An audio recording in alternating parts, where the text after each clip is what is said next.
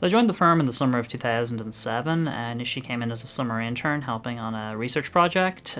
Seemed to have gone rather well because it was a 1 month contract and I'm still here now. After kind of a summer as an intern, I went back to Trinity and finished my law degree.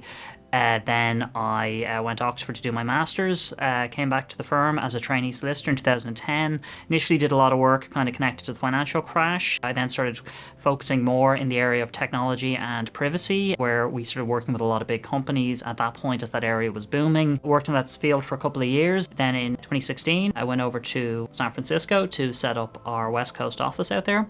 Made partner in 2017, kind of really focused on building our relationships with companies out on the West Coast. Then in 2020, I came back to Dublin during COVID, became a senior partner in the firm, and nowadays I manage our privacy and data security team, which is one of the largest in Europe. A number of years ago, I was in court, and when you're in court, you have a lot of what are called bankers' boxes, so the big heavy boxes that solicitors use to carry around their files. And I had those on the table in front of me.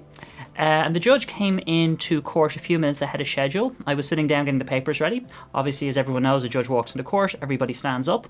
What I didn't realise is that my tie was currently under one of the banker's boxes. So I stood up rapidly, proceeded to strangle myself, have the judge looking down rather quizzically.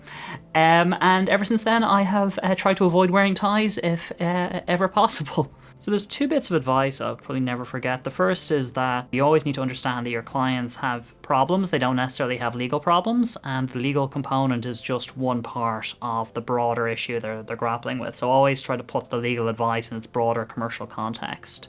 Second piece of advice I'll never forget is that you can get away with a lot if you're fast, by which I mean speed and responsiveness is absolutely crucial, because sometimes people will just want a quick steer on something rather than, waiting a month and then getting a, 40-page memo.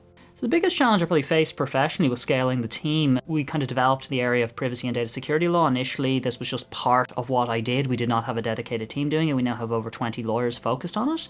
And the big issue there was getting the right people in, training them up, and kind of balancing that with getting the work in, and then also kind of managing the work myself. So it was kind of getting the work-life balance was crucial there. But now, we've gotten ourselves to a good point where we have a fantastic and large team, which enables me to kind of focus on kind of managing the team and, making sure the clients are happy, while being supported by an awful lot of absolutely excellent lawyers. So the advice I gave myself 10 years ago, get in control of your inbox. Nowadays, I swear by inbox zero. I have this philosophy where I have to clear out my inbox every day just to make sure I'm on top of everything. I didn't do that at the start of my career, and I just found there was so much noise and messages and just general nonsense in there that it actually, you were always worried you were missing something, and that caused a lot of stress. So, the advice I would give is just get on top of your inbound, because it really will make your life much easier if you know everything's under control. I think the most important thing is focus on an area where there is growth and opportunity, because fundamentally law is a business, and you want to kind of align yourself with a sector of law and a team